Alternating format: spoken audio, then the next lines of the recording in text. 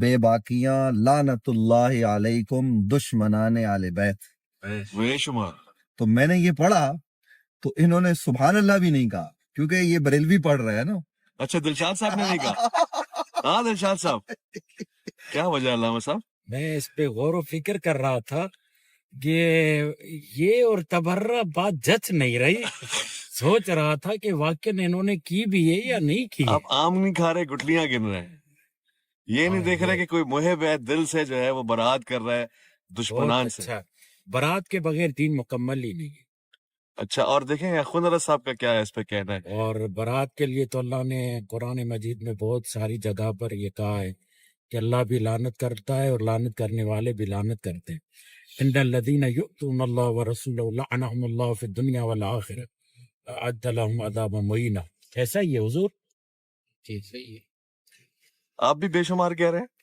یہ محب اہل بیت پر اللہ کی رحمتیں ہیں اور مبغض اہل بیت پر اللہ کی لعنتیں ہیں. بے شک. اور حضور اکرم صلی اللہ علیہ وسلم کی وہ حدیث ہے صلی اللہ علیہ وسلم نے 6 لوگوں پر لعنت فرمائی ہے. اچھا اس میں ایک وہ بھی ہے کہ جو میرے آل کے ساتھ کو یا ان کو قتل کرنے میں یا ان کے ساتھ ایسی ایذا میں شامل ہو جائے.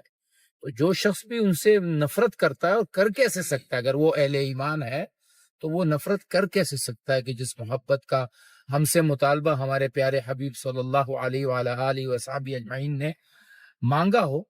تو ان کے قدموں کی خاک کے ذریعے سے ایمان ہم تک پہنچا ہے. تو لہٰذا لعنت پر اس شخص جو کہ مبغض اہل بیت. بہت خوب بہت خوب. اور دیکھیں اس میں اویس بھائی یہ توجہ طلب بات ہے کہ لعنت کو جو ہے نا وہ بطور سب یا بطور گالی کے استعمال نہیں کیا جاتا. قرآن اور نبی کے فرمان گالی سے پاک ہیں. لعنت کا معنی ہوتا ہے رحمت سے دور ہو جانا، یعنی وہ آدمی جو اہل بیت سے دور ہے، رحمت اللہ کی اس سے دور ہے. بے شک. واہ واہ واہ. بہترین بہترین. رسول نے کہا الفاطمۃ بضعۃ منی من اغضبها فقد اغضبنی. اور یہی فرمان ہمیں قطب اور محور اور قبلے کے طور پر نظر آتا ہے. تو جو بھی اہل بیت کو آج بھی کوئی اگر ہاں. سادات ہیں، سید ہیں، میں ان سادات کی بات کرنے سے سید اسد شاہ صاحب ہے، کیا ان کے زمرے میں بھی آئے گا کہ کوئی ان سے بغض رکھتا ہے تو کیا وہ اس لعنت میں آئے گا؟ بغض کی بنیاد کیا ہے؟ اگر بغض کی بنیاد ذاتی جھگڑا ہے، اناد ہے، وہ الگ بات ہے. اگر بغض کی بنیاد یہ ہے کہ یہ اہل بیت ہیں، سادات ہیں اور دین کی بنیاد پر ہے، علی کے اولاد ہیں، تو پھر تو یقیناً وہ لعنتی ہے. اچھا اصل میں اویس بھائی اس میں ایک بات توجہ طلب اور غور طلب یہ ہے کہ ہم دیکھتے ہیں کہ سید کا کردار کیا ہے، سید کا انداز کیا ہے. تو ہم اس کو اس کرائیٹیریا پر دیکھ کر اس پر تنقید کر رہے ہوتے ہیں، جبکہ ہمیں یہ دیکھنا چاہیے کہ جو پانی ہوتا ہے نا، جب آگ لگ جائے تو ہم یہ نہیں دیکھتے کہ ہم نے وہ ملن واٹر لانا ہے، صاف پانی لانا ہے، نہر کا پانی لانا ہے. وہاں پہ گندلا پانی جس سے وضو نہیں ہو سکتا نا، آگ بجھانے کے کام وہ بھی آتا ہے. واہ بھائی واہ. اور اسی طریقے سے قرآن کا ورق اگر کہیں کسی گندی جگہ پر گر جائے نا، اللہ نہ کرے ایسا ہو، تو ہم اس کو وہاں پڑا نہیں رہنے دیتے، بلکہ اس کو اٹھا کے سینے سے لگا کے صاف کر کے خوشبو لگا کے اوپر رکھتے ہیں. تو ہمارا کہنے کا مطلب یہ ہے کہ آپ سید کے عمل کی وجہ سے اس کی عزت نہ کریں کہ اس کا عمل جو ہے نا وہ یہ ہے کہ سید جو ہے نا وہ آج 2 نمبری کر رہا ہے، یہ کر رہا ہے، بلکہ آپ یہ دیکھ کر اس کی عزت کریں کہ اس کی رگوں میں رسول خدا کا خون ہے، وہ مصطفیٰ کی اولاد ہے، اور ہمارا عزت کرنا حضور کی وجہ سے ہے. تو یہ کل قیامت کے دن آپ کے لیے جہنم کی آگ کو آپ سے دور کر کے داخل جنت کرنے کا سبب بنے گا. کیا بات ہے. زندہ باد زندہ باد. اگر ایسا ہوگا ایک بات کا اضافہ پہلے میں پوچھ لوں کہ آپ کریں گے نا یہ باتیں ہمارے لیے جو کہہ رہے ہیں؟ ٹھیک ہے جی.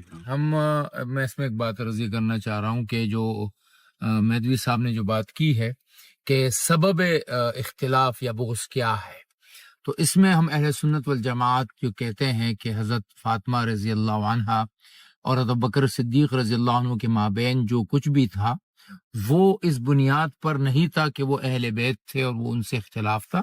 وہ ایک بنیاد تھی جو ایک حضرت بکر صدیق رضی اللہ تعالیٰ عنہ نے حضرت ان میں اختلاف تھا ویسے جو رائے کا اختلاف ہوا تھا میراث کے متعلق، وہ اختلاف جو تھا وہ ایک علمی اختلاف تھا، اور وہ جو اختلاف تھا یا اس کی بنیاد تھی وہ ایک علم تھی. اس وجہ سے نہیں تھی کہ وہ ایک دوسرے سے یا حضرت بکر صدیق رضی اللہ تعالیٰ عنہ حضور صلی اللہ علیہ وسلم کے نسب سے نفرت کرتے تھے. اعوذ باللہ، ایسا کیسے ہو سکتا تھا؟ صحیح حضور صلی اللہ علیہ وسلم سے کے بارے میں تو حضرت ابوبکر صدیق رضی اللہ تعالیٰ عنہ سے فرمایا نا کہ میں اگر اپنے رحم کو جوڑوں یہ مجھے زیادہ محبوب ہے اس سے کہ میں اللہ کے نبی کے رحم کو جوڑوں اور ان کی جو ہے وہ اطاعت کروں. پھر جب ایک وہ روایت آتی ہے نا کہ حضرت ابوبکر صدیق رضی اللہ عنہ کے والد صاحب جب مسلمان ہو کر آئے تو حضور صلی اللہ علیہ وسلم فرمایا کہ ابوبکر بڑے خوش ہوئے. تو حضور نے ابوبکر نے عرض کیا یا رسول اللہ میں اس سے زیادہ خوش ہوتا کہ اگر آپ کے خاندان کے لوگ جو ہے جتنے باقی رہ گئے تھے وہ سب مسلمان ہو جاتے. اور آپ نے فرمایا کہ قرب سیدنا محمد مصطفیٰ صلی اللہ علیہ وسلم کو آل محمد میں تلاش کرو, یہ اچھی بات ہے.